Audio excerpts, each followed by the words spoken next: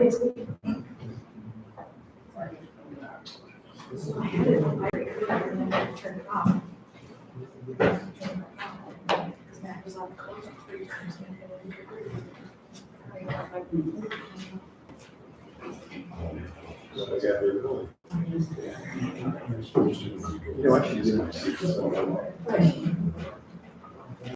you want, you can sit here. I don't mind sitting. Well, I'm gonna come You know, pretty somebody quick. can hit me on one side.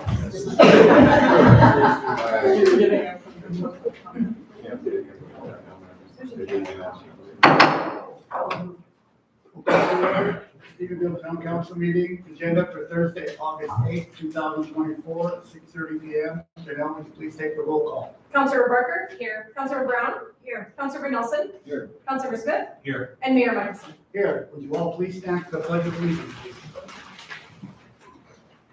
I pledge allegiance to the flag of the United States of America and to the republic for which it stands, one nation under God, indivisible, with liberty and justice for all. Thank you. We move on to public comments. These are public comments on anything that is not on the agenda tonight. Start out with Mr. Pastor. I'm gonna be real quick. Go ahead. Yeah, my name is John Schneeberger. I guess I'm supposed to address this to you, Mayor Michelson. I'm with a group called, I am from 120 Deerhaven Drive in Hamilton, Montana. What's your name again? John Schneeberger.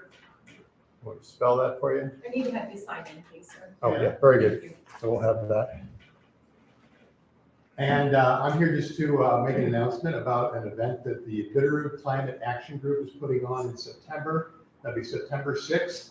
It is going to be a talk on climate change by Nobel Prize winning climate scientist, Dr. Steve Running.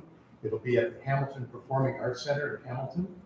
And we hope that people can attend, especially those who have questions about the reality of climate change or the significance of it. So that's pretty much all I have to say. And I have some handouts here, which I would like to present to all of the members of the council and invite you all and all the audience to also attend. Yeah. That's the sum total. Can I leave some of these? If you can just leave them with Janelle, and Janelle will give them out to you. Don't forget to sign in.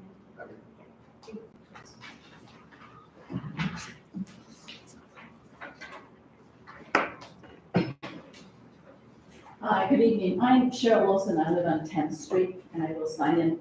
I just here to thank you for your votes the other night on water and sewer rates.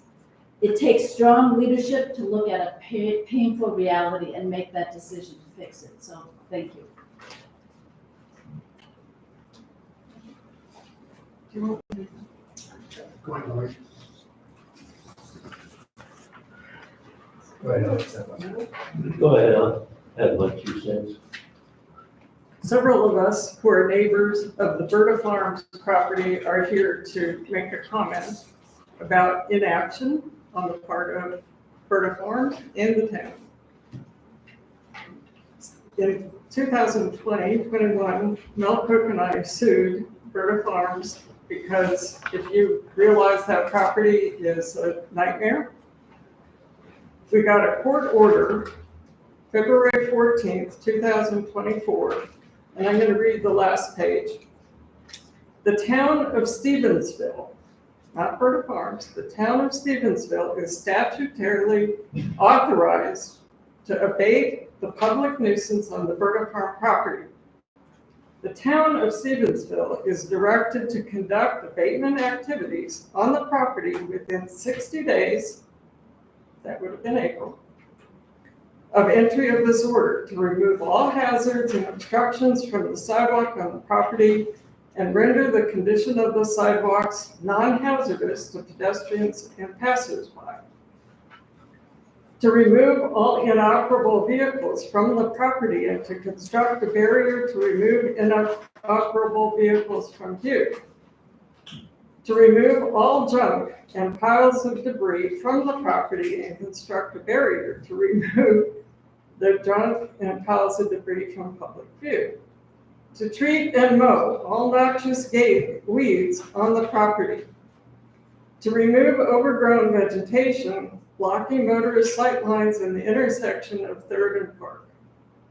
To remove all non-conforming, that's the buildings, and dangerous structures from the property, and to bring the property into compliance with all applicable ordinances of the town of Stevensville. The town of Stevensville may assign all costs of the abatement activities to the property tax assessment of the parcels comprising the property. It is so ordered. That was February 14th. We're beyond 60 days. There hasn't been any building taken down, any weeds mowed other than a few by the street, and then the debris left. The vehicles are still there. Nothing has been done. And you are the town of Stevensville. Could you make a comment? I can comment. The town of Stephenville is very obligated, as you guys know, I've talked to all of you off and on. The town has mowed along there. I went personally down there and mowed right down to the sidewalk. I had our police chief issue 3 citations to Mr. Borowski. He came to court, he's pled not guilty to those. Now, these are different than the ones that we were ordered to clean up. I had our building official go in, do an inspection on it. We have a report on that, which you know. Janelle has reached out to the health department. As you well know, he's living on the property without water and sewer. With the, Yes. Yes, we have not got a reply on that yet. The daughter or the wife that came in and wanted to know if he could hook the water and sewer to the camper. And which you cannot do. It's against town ordinance. He's been advised of that. As far as the noxious weeds, I have talked to Will about it. I've talked to Steve about it, that it has now become a fire hazard. So we're going to go in the near future, and we're going to cut that down. And when we cut that down, we will have exposed everything that's out there to it. And then we're gonna go in, and I've talked to Steve about that, because we're going through the budget right now, and we've gotta be real honest with you. We don't know if we even have the money to start abatement, to hire somebody. As you know, we put out an RFP to get somebody to come in and clean that up, like it was done in the past. We had no takers, as you know. So we're gonna have to do, if you look at his file, it's a mile long. It'll take longer, but we're gonna go and have to do, once things slow down, we're gonna have to have our city crew go in and start cleaning it up, hauling it away. And then we charge him the rates that we would charge, $150 an hour or whatever, and then we'll go after him in the taxes on that. That's the plan going forward. But to get somebody, we would love to. We can't find anybody to get away. So we're gonna have to take the action on ourselves. so you could charge it to the property tax assessment for the property. Yes. We go after him on his time. We have a health hazard too, don't we? We have a health hazard issue. Yes, the health hazard issue.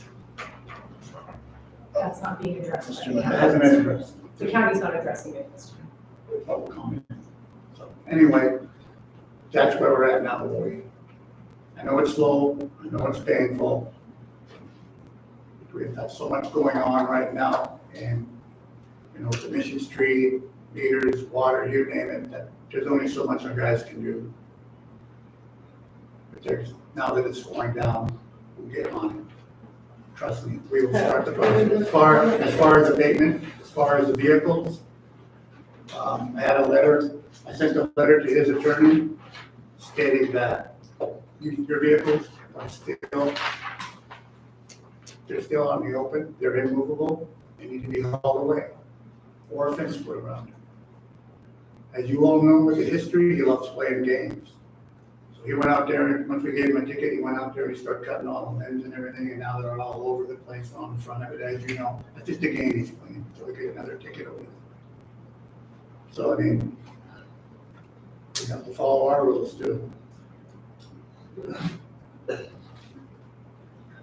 But you understand, you're responsible. Yes, Yes. I And know you've that. been ordered by the Ravalli County Court to And do the- this. And the Supreme Court. Supreme Court backed it up. And we have a further comment, not only is it hazardous, I'm Pat Garner, I'm new at this, I'm never been on it. You know, You learn. yeah, quick. The intent and the direction and the forcefulness from the courts and what have you is one thing. The intent to make it happen is another, and it's been good, but however, we understand, this is just not the eyesore of the town, the only one. But it's one, it's a pretty big one because we've got to be careful, minor involved on that aspect. I'm not gonna go into detail on it because I'm, out of respect, but if something's not done by here, by you four, because you four turn the head, you know the system, we got some problems. We got some bad problems. We got a fire hazard, real bad fire hazard. Where'd it go? Oh, there it is. Big time. The hedges, the bushes, the trees, whatever. I mean, you guys have the equipment to take that crap down in 2 days and dispose of it in 1 day. Problem solved, done deal, open it. I know that we come here and come here and come here, but this has gone on for 30 years. I think the date's coming around to do something about it, and I understand you're busy. There's no question. But the decision, again, that you folks made night before last was a big one. We've got some other big decisions, and this is top priority. We're gonna have a real problem if we don't do something soon, because there is human life involved. And it's really sad. Living in cars there, messing on the road, or not on the road, but on their own property. Can't see nothing about it. Fire hazard to beat the band, and that should be noted and cited tomorrow. Because if that thing goes up in flames, we all go up in flames in that corner. And it's just, enough's enough. I asked and I requested to form a committee because you guys are busy. There's no question about it. But I tell you what, if we don't have somebody on the ground and knowing what's happening, knowing the feeling and the output, ain't nothing gonna happen. It's gonna be, we'll be like this in another 20 years. I'll be dead and it'll still be happening. So, this is a minor. yeah, let us help. Let us help. Let's form a committee. Let's make this happen. Let's be involved. 1 or 2 representatives, whatever we can do, probably just one because of, whatever.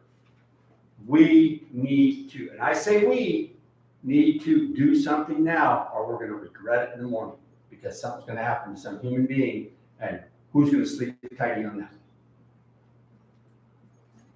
No sewer or water. Minor. They'll sit back there, he's talking there. You don't need to do that. Pat, what's your address? 518.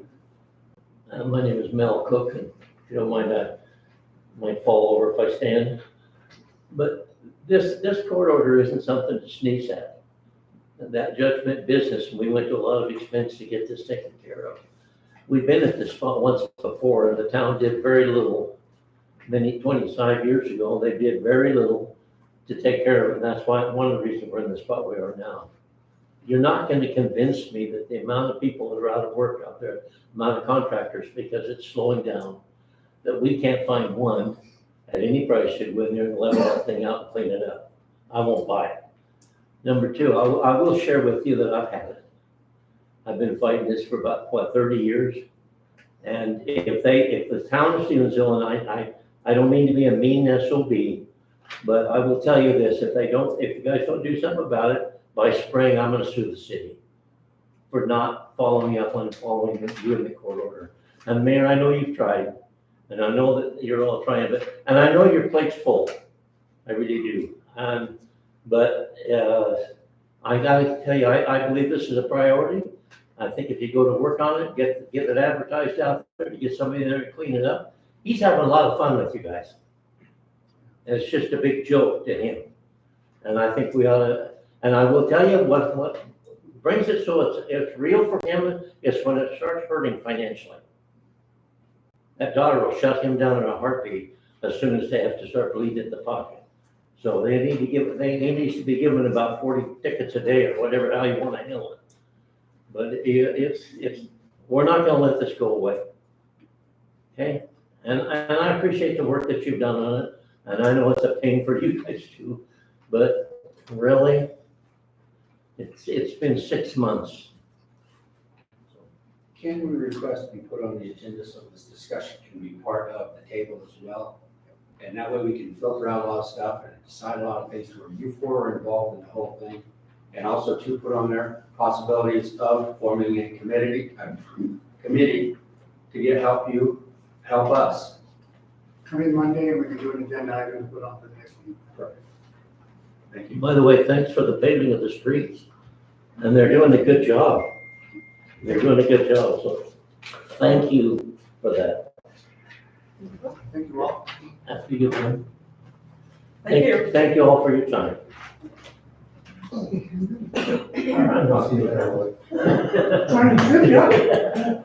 Thank you.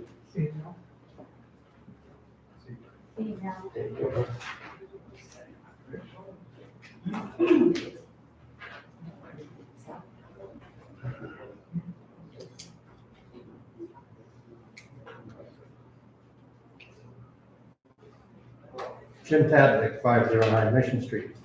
Had an opportunity for you guys to come hear us. The other night, we raised the rates, I understand all that, but I think we need to raise the gallon from 3,000 back up to the 10,000. I Googled how much water one person uses in a month. One person uses 3,000 gallons per month on the average. That's across the United States. I don't think we have that many single people living here in Stevensville. There's 2 to 4 people in a household, so I really recommend that you increase that to 10,000. That's a good idea.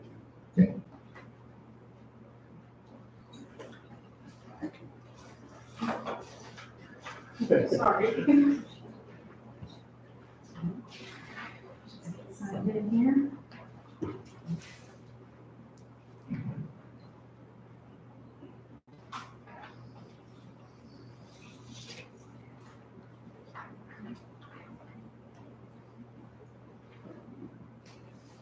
All right, my name is Melissa Bailey. I live on College Street.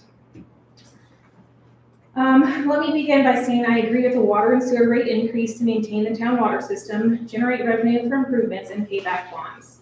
However, I do not agree with the way this increase has been handled thus far. The meeting held on Tuesday, August 6th, was misrepresented as a hearing rather than a town meeting where action would be taken. Furthermore, the rate changes that were sent to residents via mail were incorrect, the rate changes in the newspaper were incorrect, and the rate changes that were presented at the meeting on the 6th were not provided with adequate notice and therefore violated Town Council Rules, Part 4, Section 1, which requires 48-hour notice of changes. The Constitution of Montana, Article 2, Declaration of Rights, states no person shall be deprived of the right to examine documents. At the meeting on the 6th, several people requested additional time to review documents that were passed out to the public for the first time 10 minutes prior to the meeting. Those requests were ignored. I have no idea how to prepare for a rate increase without knowing what the increase actually is. The dissemination of misinformation continues as the dates of the second rate increase continue to bounce back and forth between January and June of 2025. The notice that was mailed to residents quoted a January rate change. The newspaper quoted a January rate change. I believe you quoted a January rate change in the beginning of the meeting on the 6th. And the document you provided on the 6th quoted a June rate change. And if I'm not mistaken, the motion that passed it was a June rate change. Unfortunately, in a recent article in the Bitterroot Star posted August 7th, the morning after the town hall meeting, the date has been recorded back to January of 2025. The narrative keeps coming forward from you that this is a result of poor leadership of past administrations and not a result of our current leadership. I do agree that we are in this position because of poor choices of the past, but how this current administration handles this situation is entirely in your control. This is your administration, this is your council, and this is your opportunity to do right by the town. My call to action is for you to implement this rate change in an ethical and compliant manner that leaves no questioning the validity of the action taken. Post the correct rate changes for the first time, wait 48 hours, hold a meeting to vote, and implement these changes in a manner that allows time for your townspeople to adequately prepare for this financial burden. Provide us with quotes of what our rates will be when the change goes into effect on our current bills, and do this for at least several months. We know this has to be done, but we are doing our best to accept it. Be our advocate, be our leader, and do this with us rather than to us. Thank you. You're welcome. Any other public comments? John? So, Sean Doyle, Stevensville Civic Club, 4324 Polly Lane. I'm just here to say thank you once again on behalf of the Civic Club. As you all know, the 111th Premier Picnic was this last weekend, biggest event that comes into town. A lot of things we learned, a lot of things we're going to improve on. As I work with Mr. Lasker, his team, of course, did a great job getting the park ready and having everything just set up wonderfully for us, his entire team, and helping to break some things down afterwards as well. Interesting comments that we got this year that were all positive. Chief Bowe's work, along with his force, Officer Pierce, Ken, Sergeant Marble, and the Valley County Sheriff's Department, we got a lot of compliments on the police presence. People felt safer, everything went really well. A couple of minor incidents that occurred were handled quickly, effectively, and efficiently, at least in my opinion, as non-law enforcement. Chief Motley's group, of course, with setting up for the firefighter games and kids can't shoot, and their involvement was also great. We appreciate it, very helpful as well. We will learn some things. No people going to the splash pad, even though they were told not to. Make sure there's signs next year. Shuttles ran really well. They'll try to keep the streets a little bit clearer. Labeling the trash cans apparently wasn't enough, so we'll help you get them off the sidewalks next year, so that they don't use the one sitting 12 inches from the 300-gallon trash can. And again, always thanks to Janelle, who helps me to navigate all of the town rules, paperwork, stuff like that. And thanks again for loaning us your park and your streets for this. Everybody seems to have had a great time. So I just want to come once again and say thank you.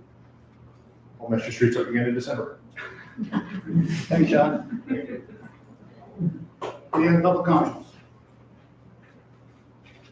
Okay, seeing none, we'll move on to the next agenda item here.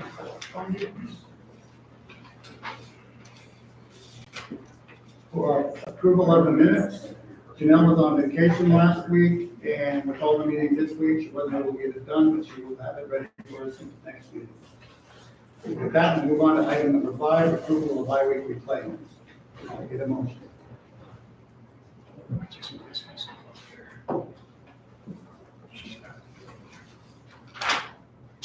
I make a motion to approve biweekly claims number 19115, 19119, 19124, 19126, and 19142.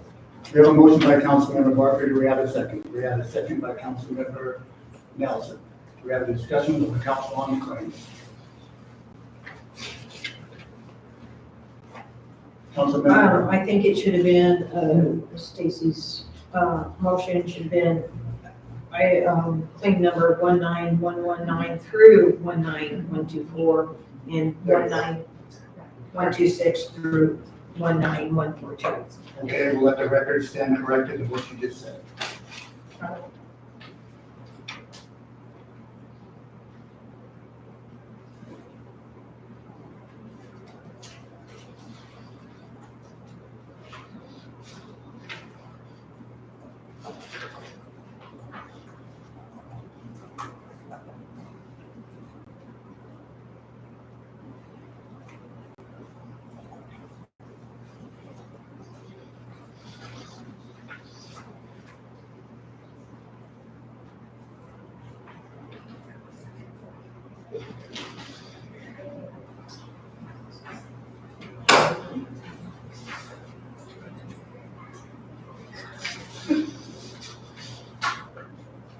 On claim 19136, first call on the .gov project, we still not have an answer back from them as far as migration on getting over. We're still in that gray area, we're not with GoDaddy, but we're not .gov. But it's still cheaper, right, Jim?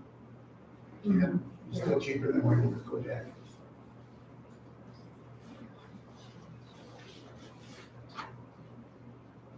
Councilmember Brown. Question on claim number 19121, 5-pound bag of buckwheat for ground maintenance. Is that just for the new gate? That was a mistake, that we bought, Matt went and bought a bag of buckwheat instead of grass seed. So we're gonna find another use for those.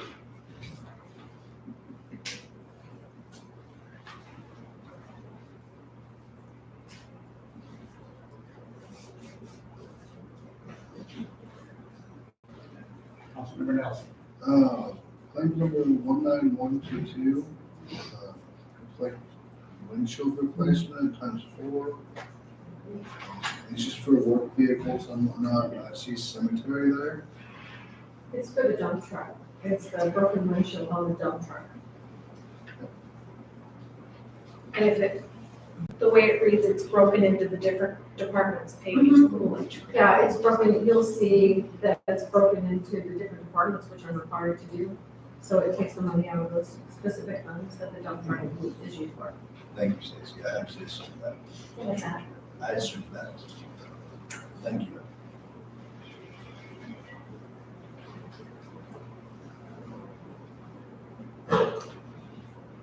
Any other comments on the claims from the council? Councilmember Lynn? No? On claim number 19131, the NAPE pools for the police department, those are going to stay with the police department, correct? Say, I'm sorry.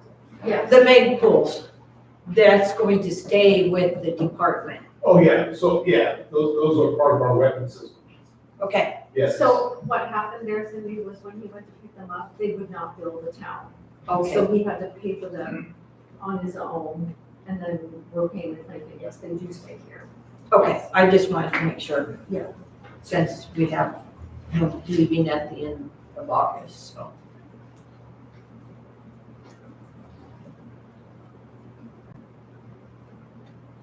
Any other comments on the claims from the council?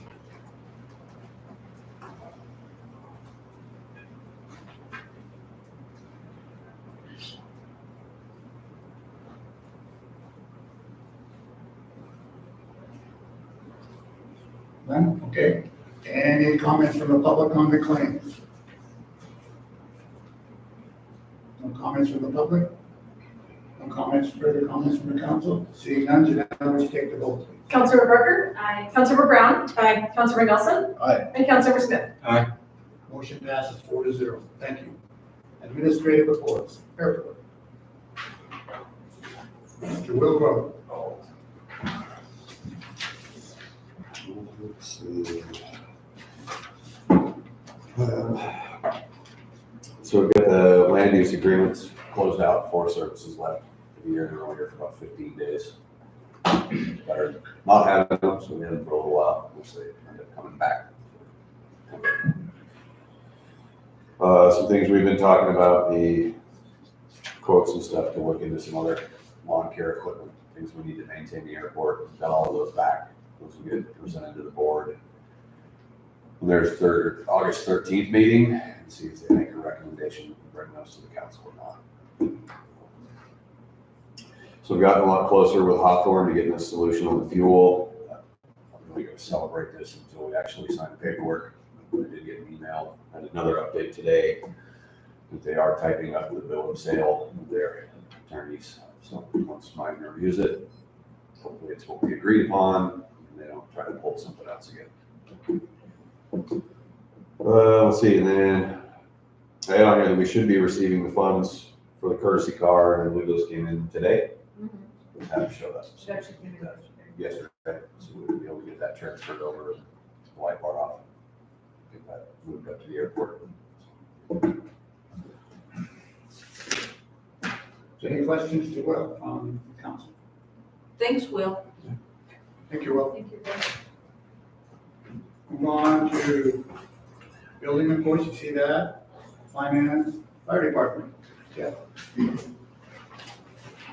So the report is in the packet. For July, we had 61 requests for service. 24 in town, 33 within the district. 3 mutual aid requests. Out of those calls, the 6147 were medical responses and 14 fire calls. 0 vehicle crashes. We're sitting at 382 at the end of July for year to date. 139 in town and 230 in the district, and 12 mutual aids.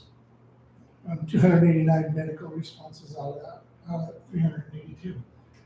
As Sean said, we did the Creamery Picnic, we did the Fill the Boot for Montana Muscular Dystrophy, raised just shy of $5,300, thanks to the community, in about an hour and a half worth of time and harassment, we were able to get that done. Stevensville Fire, we are in a district for muscular dystrophy that is Alaska, Washington, Idaho, Montana. We're all in the same geographic district for them. We rate 50th as far as fundraising within that district. That's paid departments in Seattle. That's everybody that participates. We rate 50th in how much money our community gets. So that's a big deal to the community. And we appreciate that. And all those dollars stay in Montana. They don't go across the states. They just all stay in Montana. So that's a good deal. So we did that. We did our firefighter games, both at Kitty Night down at the park and then on the street. Was well attended. We did have a couple teams left early because they had to go to Sula for the Sula fire that was going on. So they took off and did that. But all in all, it was a good deal. It's a great parade, I thought. It was a big parade. So that's kind of where we're at. We did have some emergency mechanical repair done to our Type 1 apparatus. We had a major brake failure. We had no brakes, so we had to get that fixed. We were without that engine for about 4 days, but we picked up one from the district reserve, so we weren't without, but our engine was down.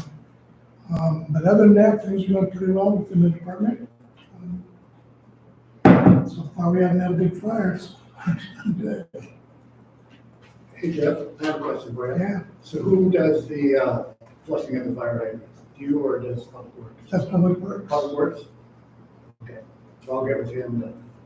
Yeah, they flush them and they give a report as to what hydrants are doing, what, how they're flowing and all that, yeah.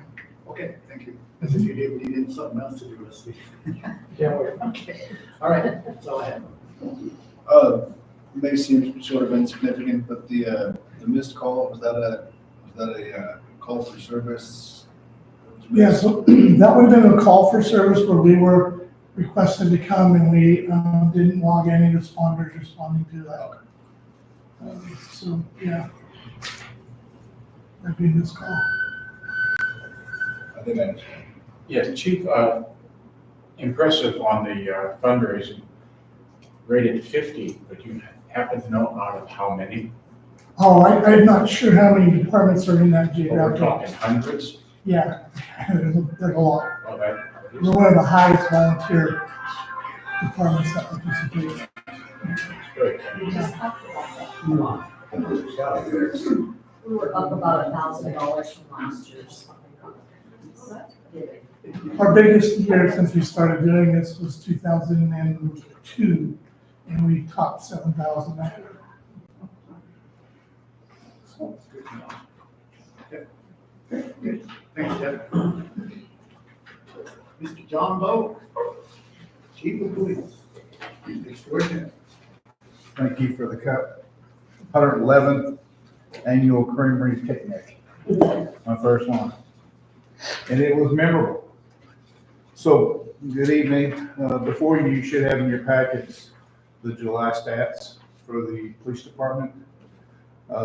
We issued 11 citations during the month of July for both traffic violators, 2, and city ordinances, 6, including the citations that we issued over on Park Avenue. One juvenile citation was issued and he was adjudicated through the Hamilton Juvenile Court. 2 individuals were cited in lieu of arrest. The Stevensville Police Department responded to 75 calls for service, which is a slight uptick from what we've been If you look back over the stats, we're 54, 50, 65, 75. So, July was kind of a hot month for us. And so we had a little slight uptick in calls for service. We did assist Ravalli County Sheriff's Department on 4 different calls for service outside of our jurisdictional boundaries. So if you look through the month of July on my spreadsheet here, we had 11 citations that I mentioned earlier. We stopped 16 vehicles for traffic violations and issued 14 warnings. Much like last month when I stood before you, the goal is to kind of just let people know that, we're out there and we're visible to the community and we're trying to, correct driving behavior before we start issuing a lot of citations. But as you can see, there is a slight uptick in the issuance of citations as well. But I've noticed that we're not stopping the same people over and over again. So we'll get a little heavier with that as the months proceed. Also, you might notice that I added a couple different line items down at the bottom. We just recently completed some of our police department forms. One of them is the towing form. So I also wanted to keep a track of the number of the vehicles that we towed since we have contract with the Stevensville Record Service. And then welfare checks, we seem to be getting a lot of those. So that'll be included also in the monthly stats. Any questions? Yes, sir. The bottom here, victim notified. Yeah, so what that basically is, and it's victim notification. So the arrest we made in July was a domestic violence arrest. And when that individual, we're required by law to notify the victim when that individual is released from jail. So I included that in the stats as well. As far as the creamery, I've been involved in a lot of different large venues and things like that over the course of my career. Basketball, monster truck jams, football games, and outdoor venues like the one we did here recently at Lewis and Clark Park. And I thought this was probably one of the greatest things that I've been involved with in my career. It's much different here, and I really enjoyed it. My guys enjoyed it. We got the chance to get out and engage with the community. We put on a pretty good showing, and for the most part, everybody was well behaved, and it was a great event. So I thought it was a success for us as well as the town of Stevensville. Yes. I also, I work night shift at Supermarket, so I got a lot of flow from people in the Creamery Picnic all weekend. Everybody was very appreciative of you and your services, your officers. Thank you. I endless compliments about it. Just wanted to pass that along. Thank you. We've heard a lot of positive feedback, so we enjoyed it. We look forward to the next one. Thanks, Chief. Under Public Works. You good? Okay. I want to thank you for doing your part also at the Creamery Picnic, setting up the tables, the tents, the picking up, the tearing down. You guys did great work. I want to thank you and all the other Public Works employees taking the time out of your normal schedule to make it happen down here. So, thank you.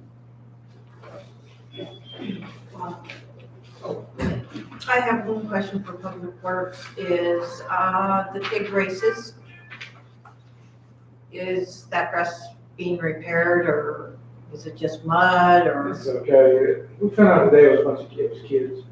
It wasn't really the participants. Oh. I found out today. There were some kids, and after the deal was over, they went over there and they got down. The question was about the grass, Where the tarp was down at. Yeah, I understand there's big mud area at the park, so. Yeah, that pretty much stays. It's not irrigated. It's an old ball field. So it's never had any irrigation on it. It's never had any grass on it. But it's, It was the infield. it was the infield for, Somebody asked me, said that there was a big, and thought it might have been where the big races were. I don't know. It was. Okay, I was just curious. And it sort of just goes back to there.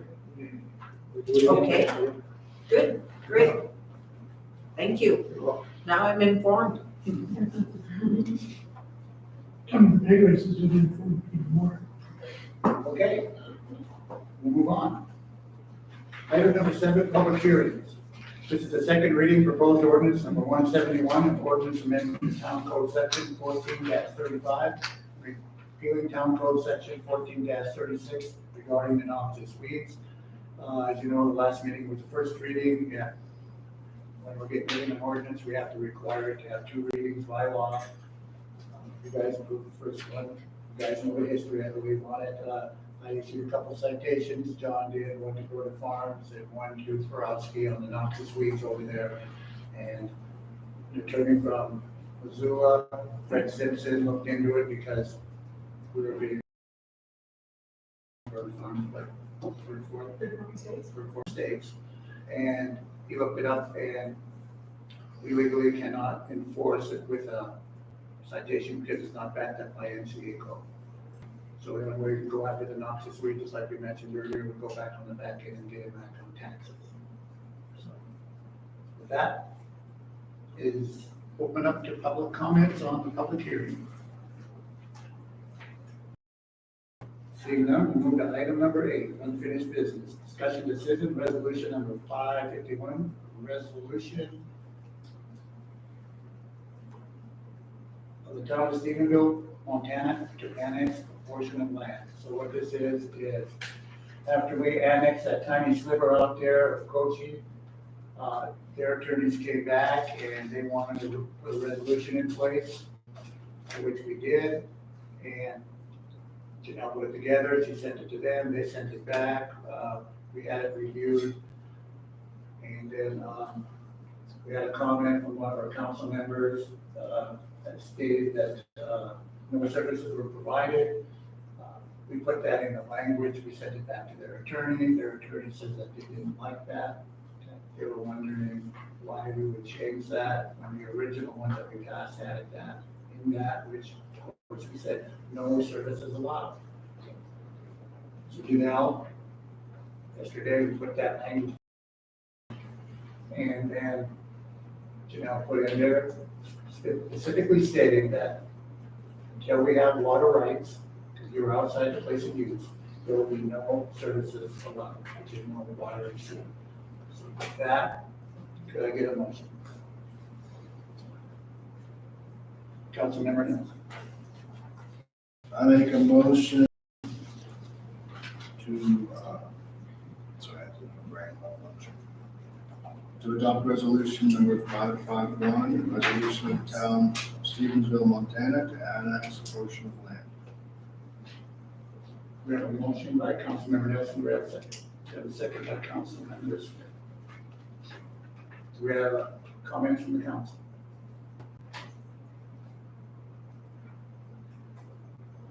Like I stated, this has already been annexed in for a meeting. This they wanted a resolution that we just annexed in the last time without a resolution.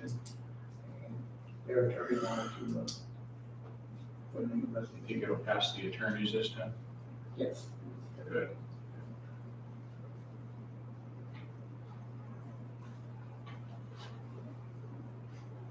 Comments from the council? Do we have any comments from the public? Trevor. Yep, Trevor Motley, 802 College Street. I guess I read the deal, and I want clarification. Are they going to be paying for those services when they are available? Since that language is not specifically in the contract, I want to make sure that the residents of this town aren't saddled with the burden of adding that to them.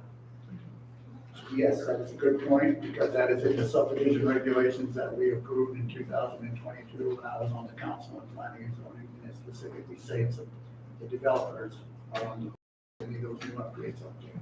It's not put on our backs. Okay? So thank you, Trevor. Any other comments from the public? Any comments from the council? Seeing none, Janelle, would you take the vote, please?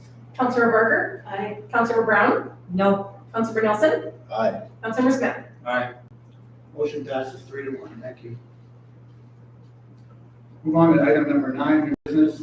A, discussion decision, ordinance 171, Ordinance amending the town code section 1435 and repealing town code section 1436 regarding noxious weeds, second reading.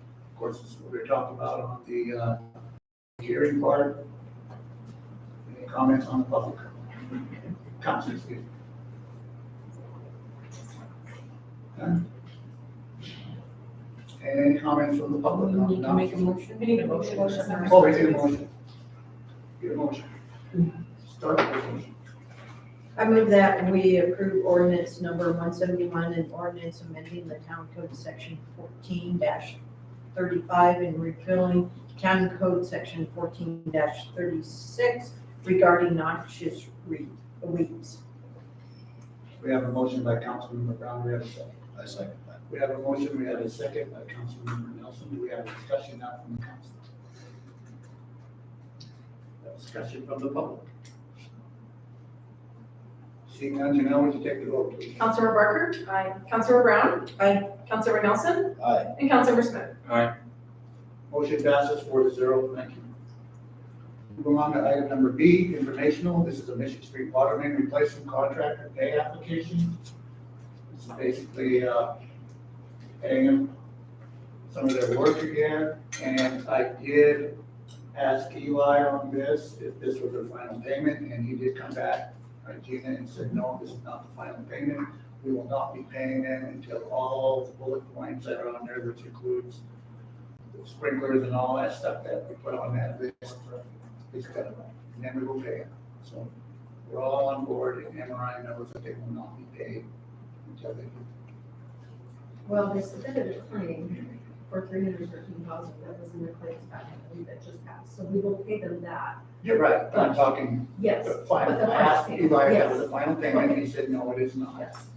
And that's what he said. We will hold the final payment until. Sorry. Any questions on the public? Okay, no questions from the council?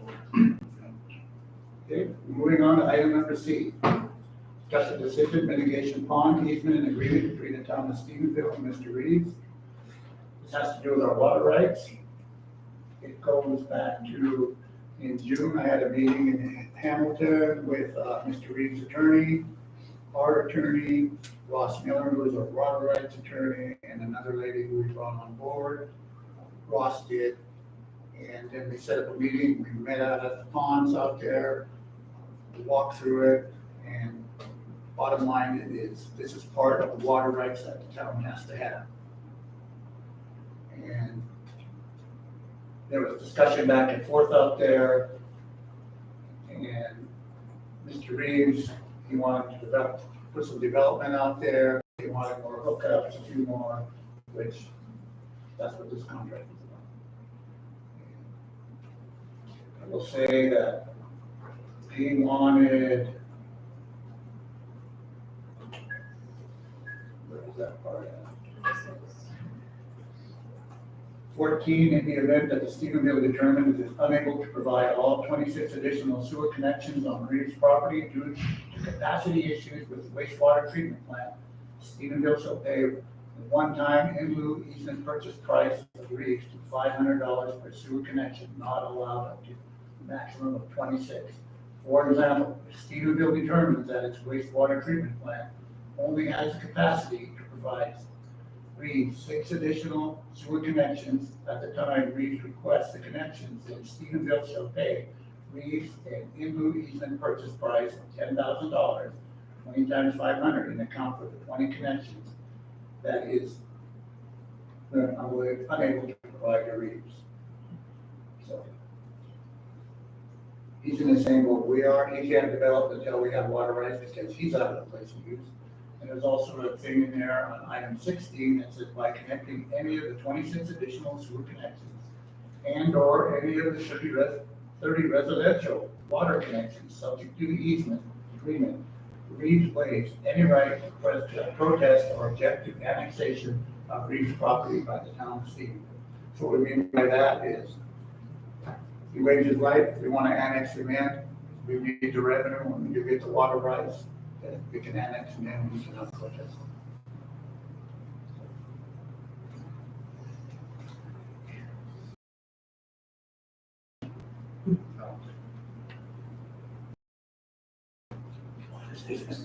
Okay, I move that we approve the mitigation of bond easement agreement between Town of Stevensville and Mr. Reeves. We have a motion by Smith, do we have a second? Councilmember Moore. Second motion. We have a motion, we have a second, we have a discussion by the council. Councilmember Walker. So is this also is invalidating the number, is it number 4 well or number 5 well that we cannot use at this time because of that? Is that correct? No, this has to do with the ponds out Just the there. ponds. It's the ponds and the wetlands out there, that's on his property. If you look at the diagram, you see where the creek comes down.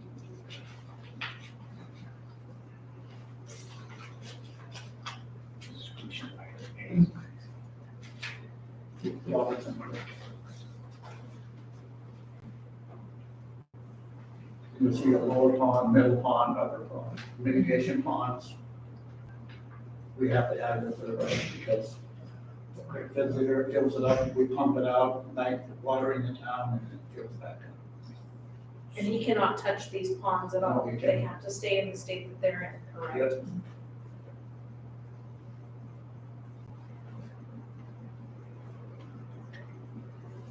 Councilmember. So I just want to be full understanding. So we're paying him to use these as tanks of sorts? Tanks, Texas term. Water and storage, just, the town is using them for water storage, when we use the water? They're wet. The wetlands.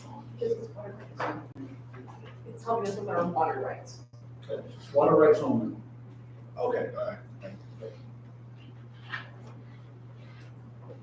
So either way we look at it, he's got us in the situation. Here we go back with the $500 hookups that he could, if the water, Capacity, if we have the water capacity at that time. If we don't, then we pay him $500.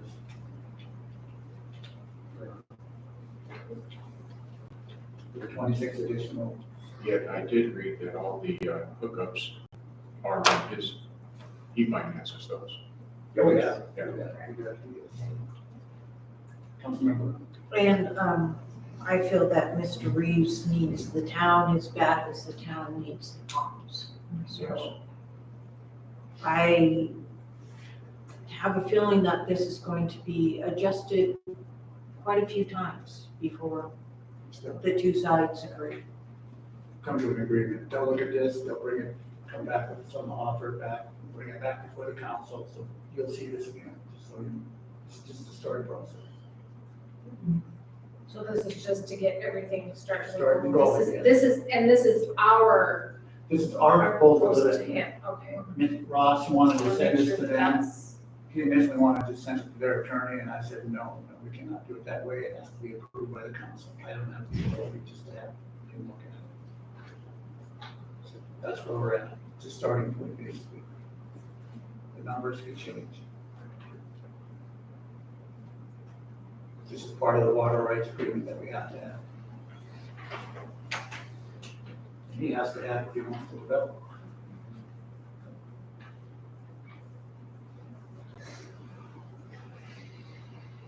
Any further comments from the public? To the public. Any comments from the public? Yeah. Just a quick question. How long has this negotiation been going on between the town and him for water rights? And Reeves? Yeah. Started in May, and I met in Hamilton in June. How long has he owned the property? He's owned the property since 2019. And I know this is a question and I already have the answer for it. Were we aware of the needs of those water rights and those ponds back then when he was even purchased it, before it was purchased? Yes, the town was. We won't So get- once again, they have to make a decision on hindsight if somebody else said it, or, you know, that's why it's council.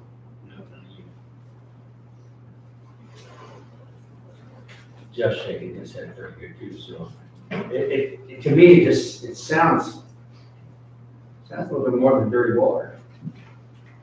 something's going on there where you have to start from somewhere. But at some point, what's better for the town and not better for him? Well, As far as, he's trying, in my opinion, he's trying to make it better for him, which he has the property. But however, too, is we, the community, like a better deal too. the problem I saw out there when we had the meeting on his property is that he had a developer with him. And anytime you got a developer hanging on your back and making motions, we'll put it here, we'll put the place there, we'll put the, that's never good. Because it hit us, Cindy was there, it blindsided us. It blindsided Ross Miller. He didn't know anything. All he thought, the original thing was, he wanted extra hookups. Because the county's going after it, because he had. Very, very true, but a developer has to pay for all the developments. Right, And all those developments come with approval and permission to do what's in bounds of the town. So, in my opinion, the developer can ask all he wants, but he's only allowed what's given permission to by the town, and what's written is, the town has to provide him services. If we have it passed. If it's passed, but however, that's a squeaky path there, but the services require more attachments to it because of our system is full to capacity as it is. And that's on their back, not on our back. That's right. Like I said, this is gonna go back and forth, I know it is. Boy, it's, yeah, you're so busted into this, it's gonna go back for a while.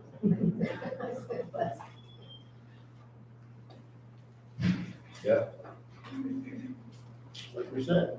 It's one step closer for us for our water rights that we've been fighting for. But again, he's got us. It's getting on the dance floor, that's what it is.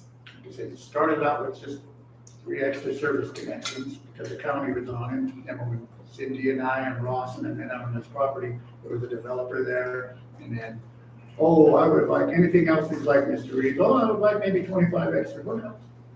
Actually, he wanted 30. 30. Yeah, 30.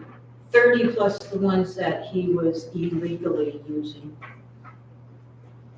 So it put it up to like 34 and we've cut it down. We've cut it down, yeah. Any other areas around, we could do the same thing too, as far as water rights and ponds areas We have to have those mitigation ponds and those wetlands. on that We have parcel. to have it, yeah, on this property. We had an offer to buy it in 2019, we didn't. We should have bought it in 2019. We should have bought it in 19. Should have raised the water rates 50. Well, we would have had it, we would have had the ponds, we wouldn't be here. Should have, could have, would have. Could have, would have, should have. So anyway, any other comments from the public? Any further comments from the council? Seeing none, you know what to take the vote. Councilmember Parker. Aye. Councilmember Brown. Aye. Councilmember Nelson. Aye. And Councilmember Smith. All right, Motion passes 4-0. Thank you. Item number D, discussion decision mitigation rights transfer agreement between the town of Stevensville and Mr. Reed. This is just another part of it. Just a transfer agreement. Basically has to do with the water rights numbers. Yep. Okay. I move that we approve the mitigation rights to transfer agreement between the town of Stevensville and Mr. Reeves. We have a motion by Councilmember Smith. Do we have a second? Councilmember Nelson. I'll second that. We have a motion, we have a second. Do we have a discussion from the council on mitigation rights transfer?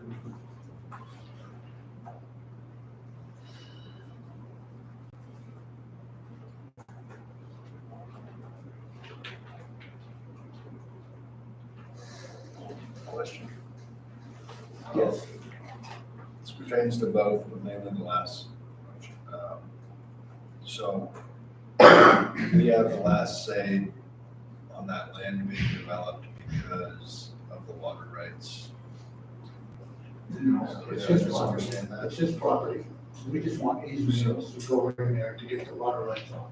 So he can at any time let the land be developed, which very well could pollute the water that we're using. No, no, we can't. That's all I'm hearing. Okay, all right, that's what I was, thank you.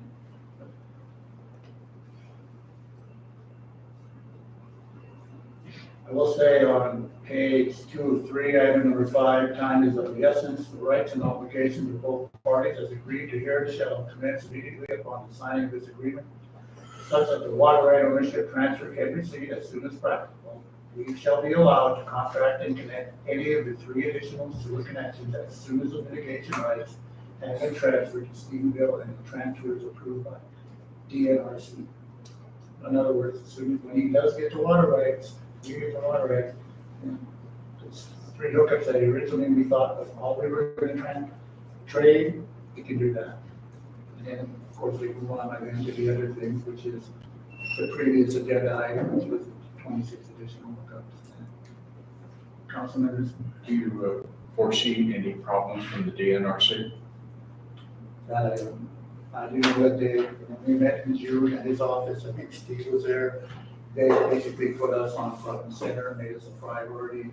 And we asked for, Ross asked for a timeline and they said 18 months. So we're talking about a year and a half.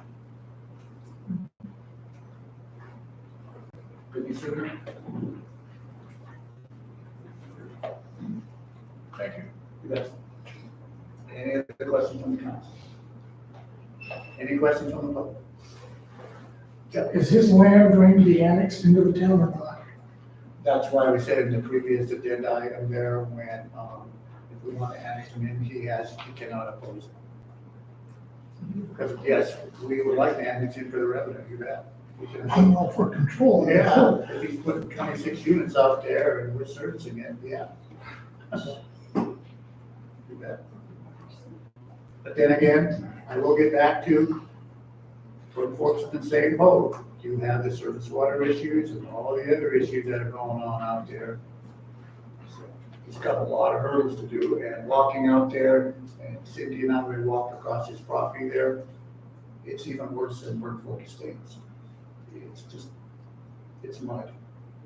I don't know how to ever mitigate that to get it developed, but that's not our problem. That's his. Did you say that it's mud? Oh, all right. With the fact of annexing in, I would think that's a must as far as the main ticket item, because water rights are one thing, services are another, but the annexation of the property is even more important to control. If you don't own the property, you have no control about the mechanics. So water rights can be worked out, we need them, point blank. If you want services, we provide them, I say we as the town. But with restrictions and directions and whatnot, as far as how we want it and maintenance and everything else. But the property, we're not gonna, I wouldn't, take it back up. It would seem foolish to not annex the property in because we can get water on it, but if the water fails or it's too wet, nobody wants to buy it, a construction company just says, I'm out of here, da-da-da, we still could get taxes off the property. That's why we put the language in there about the annexation. Like I said, this is gonna go back and forth. Oh, yeah. It's gonna be a lot less, this isn't the end result. Any other comments from the public? Seeing none, you know, we'll take the vote. Councilor Barker? Aye. Councilor Brown? Aye. Councilor Nelson? Aye. And Councilor Smith? Motion passes 4-0. Thank you. Item number E, discussion decision, set a council meeting to discuss the utility billing reduced rate program. As you know, 2 nights ago, we were told at the meeting in Fairmont Hot Springs that we can no longer, pay 42 cents, whatever that is, on this copper bill and help people that are in need of it. So we put this on there and we thought we would have a cow meeting, that way we could come up with a plan to be able to get a program that would help the needy in this town. That, I would like to say,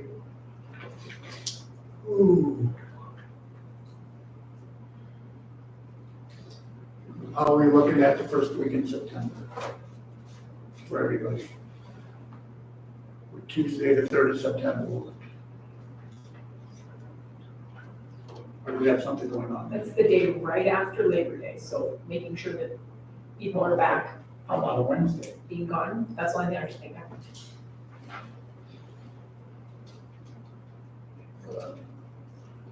No, September 4th? That work for county? Okay, September 4th, 6 o'clock. Okay, with that, could I get a motion? Councilmember Nutt. I make a motion that we have a county meeting to discuss the utility billing reduction rate program on September the 4th, 2024 at 6 p.m. That will work. We have a motion by Councilman, do we have a second? Second. We have a motion, we have a second, do we have discussion from the council? Councilmember Walker. Is there a way that we can have, we're drawing it up, correct? Yeah. And then it goes to the town's attorney for the attorney to review, and then it'll come back to us, is that? So, is there a way that we can have the attorney there to listen in on part of the discussion, so Yeah. maybe he's got pointers on discussion as well, or where we need to go with that? Cost us. I understand it'll cost us, but it's gonna cost us either way when it goes to a review as well. Yeah, I could ask him to come to the meeting. Okay. Any other comments from the How much is it gonna cost us? I'm just curious. $200 an hour? For us right now? $200 an hour. No, it was not paying. Any comments from the public? Mr. Tadler? Going back to the comment I made, raising that limit from 3,000 gallons to 10,000 gallons would help us fit people tremendously. And we both consider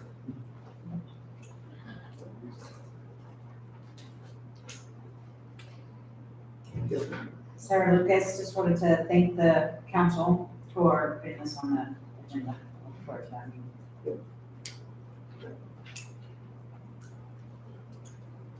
Mr. Pat? Is it possible that you can consider taking any ideas from the public as far as like Sarah and concerns, whatnot, and submit them to everybody, and then you can go amongst yourself to save maybe, I don't know, $6 for that lawyer? You know? Just saying, it's gonna be expensive, but we can do the due diligence or in the audience or wherever, prime people of the questions, whatnot, maybe get them to him first instead of him in the meeting, holding up the whole thing, you can apply. First, I say any suggestions are welcome. Any other comments from the public? Councilmember Council? Councilmember Brown? Could we, since we're having a Cal meeting anyways, can we just incorporate, Mr. Tadvik's suggestion at the same time and maybe work on that, increasing the You bet. gallons? Is that, Kill two birds with one stone. yes, thank you. You bet. We need to amend the motion then. No, Just for a Cal meeting. just for okay. It's just information, and then when we bring it to an agenda item, that's.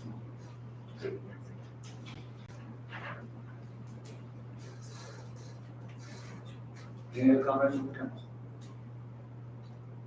Seeing none, can I would you take the vote, please? Taking a vote on the Cal meeting being set for September 4th at 6 p.m. Councilmember Barker? Aye. Councilmember Brown? Aye. Councilmember Nelson? Aye. And Councilmember Smith? Aye. Motion passes 4-0. Thank you. Moving on to item number F. Discussion decision, resolution number 552, a resolution of the town of Stephenville providing for a reversal and reimbursement of the budget for the fiscal year 23-24. So as Robert stated the other night, this is basically just a cleaning house issue. Putting money back in so it can be allocated to the budget. With that, could I get a motion? Councilmember Brown.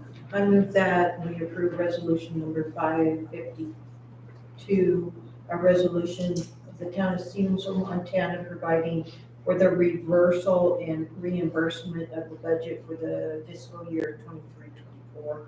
We have a motion by Councilmember Brown, do we have a second? I second. We have a motion, we have a second, do we have a discussion from the council?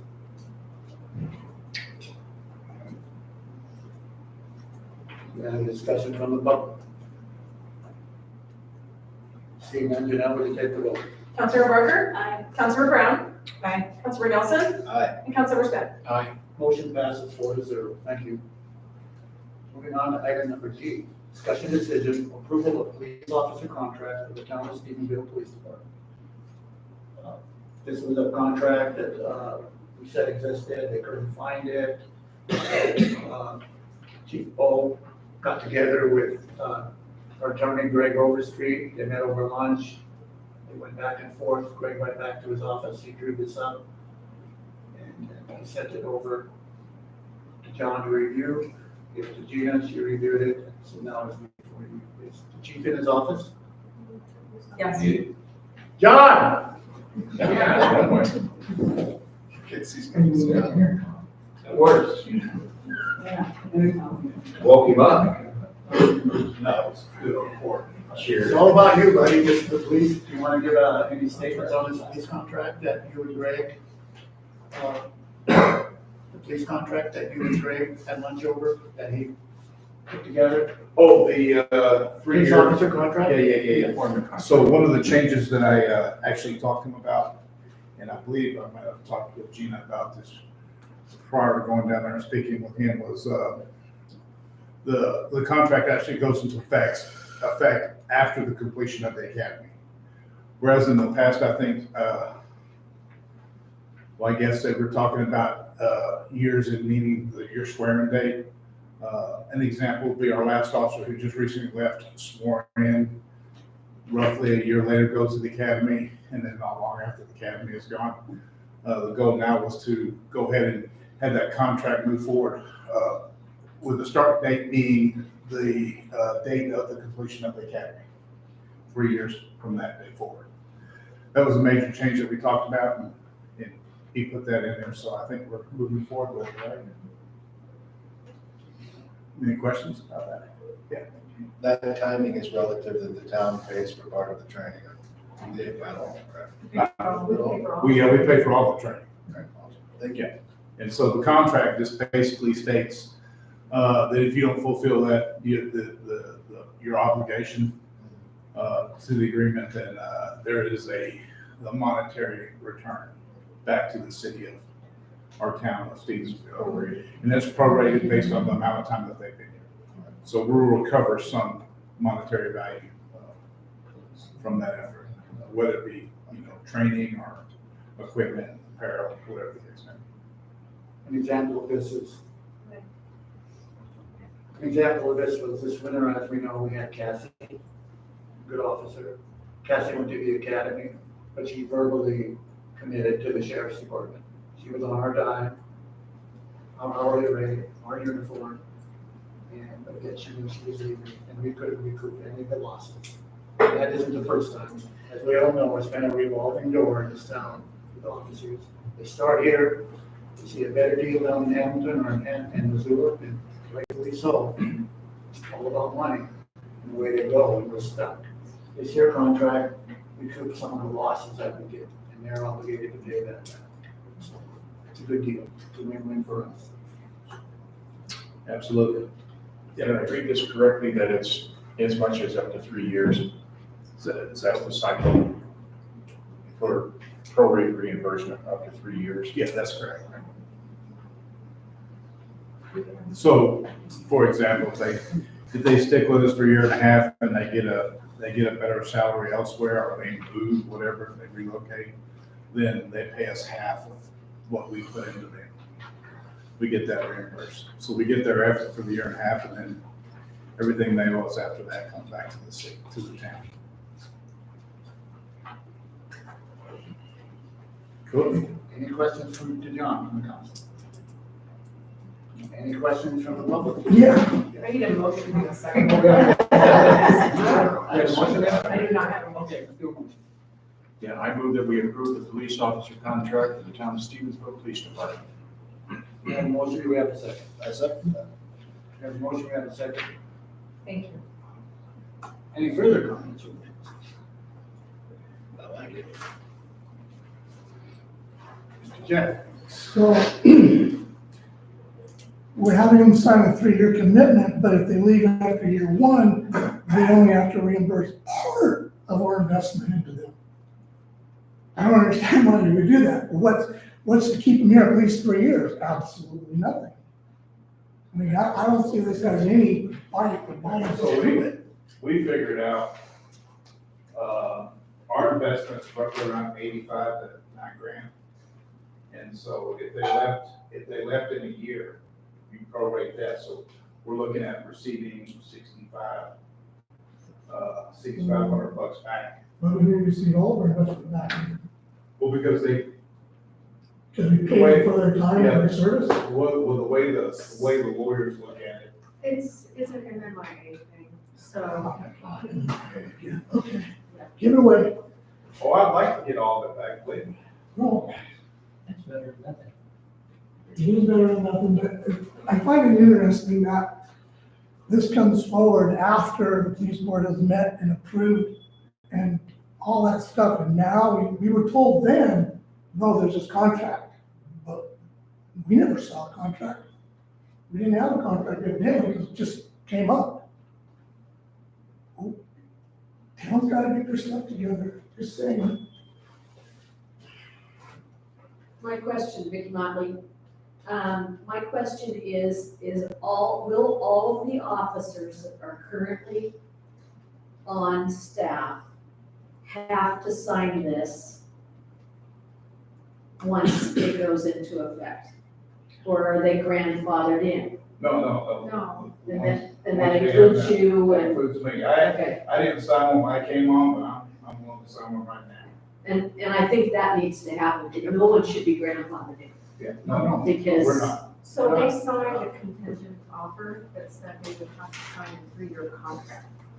It was at that point, we were looking for that 3-year contract because we were told there was one and nobody could find it. So that's why we are here where we are. So, We thought we had a contract, when the officers came on and they signed the first officer, when they signed the first contingent offer. It was in this agreement that they would sign this contract, which didn't exist, we couldn't find. So then we scrambled and he met with Greg. And by the way, we had checked with MMIA at first, and MMIA gave us guidance. We were told that you could not sign the contract. And MMIA said, yes, you can. Yeah, I just wanted to clarify, what happens if they leave during the academy before they sign their 3-year contract? Do we get that money back from them or? Yes, ma'am. Yeah. Yes. So once this is finalized and approved, they will start signing as early as tomorrow, once we have the form. Thank you.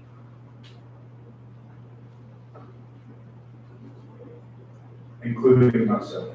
I got sorry. You may have just asked it, and I can't hear that well, but what if they do not pass the academy? Then, yes, it's a termination of employment. So that's a bridge we haven't really crossed yet. I don't anticipate any of our folks not passing the academy. That's a rare occasion. But if it came down to like a disciplinary issue and we had to terminate them, they would be responsible. So we'd probably have to look in and have Gina and HR get a hold of him. so there's a pretty stringent process that they have to go through before we would even accept them. And some of those tests that we give them in the beginning will give us a good indication whether they'll pass the academy or not. So, Yeah, each of them go through a psychological background, screenings, field training prior to even going. So we have a really good idea of how successful they're going to be before they actually go down there and start that program. So But we have had some sneak through as far as in the past, before you. Yeah, it does happen. Councilmember, But I just wanted to clarify that if they don't want to continue in the academy, that they still are financially obligated to pay us back for this. Oh, thank you. And it would be for the cost of the academy and what equipment we've issued thus far. Thank you. No, as far as their time as an employee working here, we can't reduce that. Sure. And just so you know, both my guys have already taken the pre-qualifying exam, which is a month out. They'll send you a link through the Montana Post, and it's basically, it's an 8-hour course with multiple tests in it, and you have to successfully navigate all those exams prior to them accepting you. And you've been accepted initially, but they also have you take this pre-test, so to speak, before you actually go down there and get into the class itself. So, and we've been successful thus far. Is there something in writing that says they have to all that if they quit? That's what the contract is. No, but if they quit during, so that starts after they've gone to post. They don't sign an actual contract until they've completed the academy, so what, No, they'll sign the contract before they actually have to go. okay, Yeah, and so we're talking about the length of time, the duration of time, the 3-year period. yes, That actually starts once they okay. successfully complete it. So the contract is signed before they go to academy, the 3-year term starts once they've completed? Yes. Okay, all right, thank you. now, Councilmember, I wanted to clarify, that I understood, like, where Jeff was coming from, the whole, so they work with us for a year. The obligation is literally like renting out a place of sorts. They're going to pay for the time they spent under the contract, correct? Because it's a contractual obligation, correct? If they don't fulfill their duty, they quit. Okay. I just wanted to, that it clicked in my head after Jeff made his point, and I just wanted to understand that was explained correctly. So do you understand what that? I understand. Okay, all right, I just wanted to make sure. All right, that's all. And just so everybody knows, there are agencies out there that will buy people out of their contracts. So that's, like, for example, if we had some type of agreement like this in place before I lost the last one, in Ravalli County would have been reimbursing us for the cost.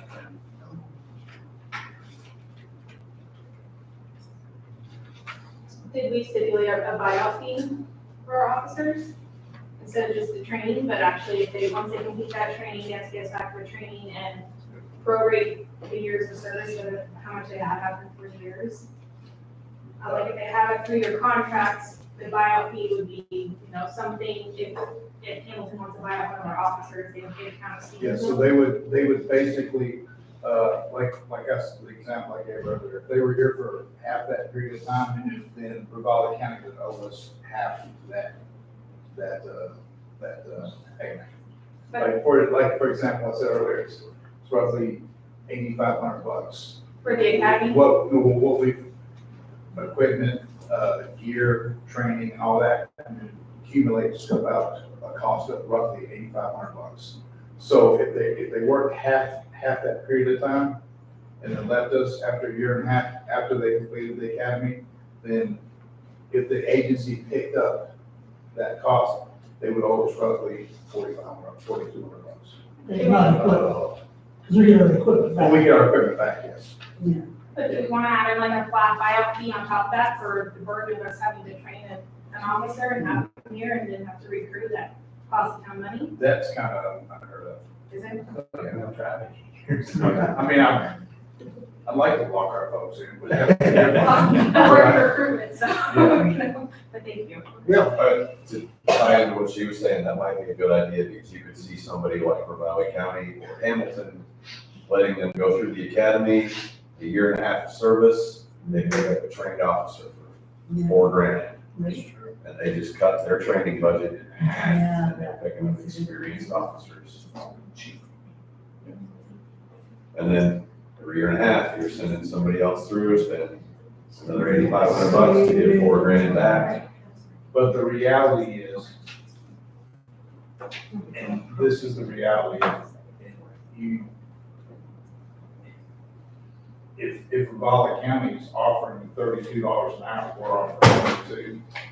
And, I mean, and you're a father of two, married, I mean, so I mean, they'd be foolish not to at least look into it. But there's ways we can keep folks here, you know, through our hiring practices and then offering them opportunities to train, specialized training, things like that. If you motivate them, they'll stick with you. Well, the fun we have a council meeting is working with. Oh, yeah. Chris had the greatest time of his life, since who would not want to come here?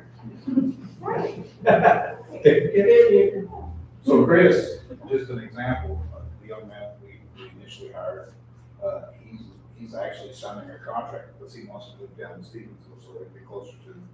Has he heard the water rates yet? Like in the church, you can see water. Free water. They're gonna give him a gun and free water. That's an incentive. Sorry, Trevor. Yeah, I have a question. I guess reading this leaving employment clause, it's pretty similar to like liquidated damages clauses that I've read. I don't see anywhere in here where it says that they won't have to pay it if the town chooses to terminate their employment. And I think that that's some language you So should in most consider. cases, they're not required to. If you terminate somebody for a disciplinary issue or something like that, our goal generally at that point is to just. Right. I just didn't see that language in there, so I thought I'd ask. And keep in mind, this whole contract was drawn up by our town attorney. I've seen some other stuff that the town attorney's written and Oh, I know, I'm overly not saying impressed. he's right, I'm just saying. But the other side of the coin is we should get what we want in there too.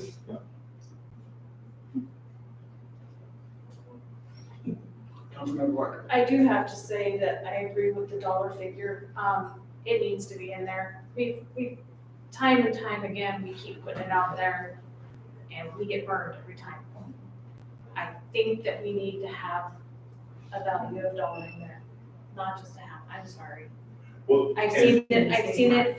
And it is a good idea, but as everyone in the room knows, the cost of training an officer next year is gonna It's gonna change, so you'd have to come back and change it. Yeah, we'd have to change it, we'd have to change that every year. I mean, the cost of the academy might be $4,000 next year. And we can back that up by the receipts on that, and I think if you do put a cost of it, you kind of stifle yourself with that, because there is backup of all the costs. So, I think we're protected at that point. I see what they're saying, Leslie. Could you add something about if they go to work for a neighboring agency, they're required to pay all of the cost of the academy back? Like if they move out of town, like, you know, they go to Miles City or something, like, okay, perfect, that's one thing. But if they're going to Ravalli County, like, maybe they should pay the whole thing back. So I even broached the topic of a no compete. Yeah. With the lawyer, and obviously, you know, he expects to pay, and thought that would be difficult to include in that contract. But there are agencies, you know, you can't go to work for a neighboring agency, you know, for like a 5-year period or something like that. But they didn't seem to think that was an appropriate measure for the contract, so. Because we're denying them the ability to. Did you say that was appropriate or inappropriate? They deemed it to be inappropriate or not an option.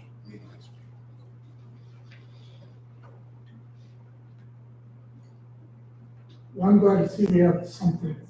Yeah, something's better than nothing. And honestly, I don't foresee this even being for the next 2 years. We've said that before, though. But I'm actually excited about what we have now and where we're going, so. This is recorded, you know. Oh, I know. I'm not ashamed. I like the folks we have.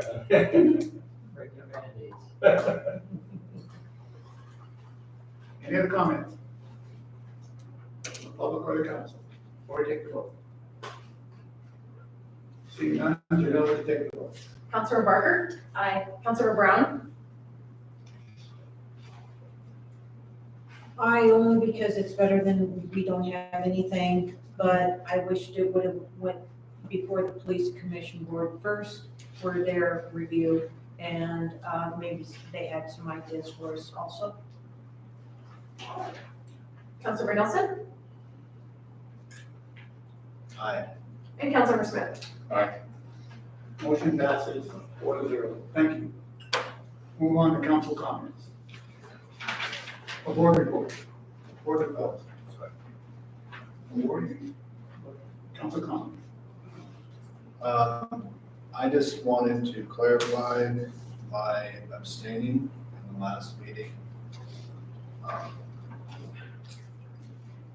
I abstained on the program dissolution because I was under the impression that I did not know enough about the legal ramifications of why we were doing it. I believe now, with recollection, that I was somewhat out of order, and I would like to apologize to the town for my misstep. That's pretty much all.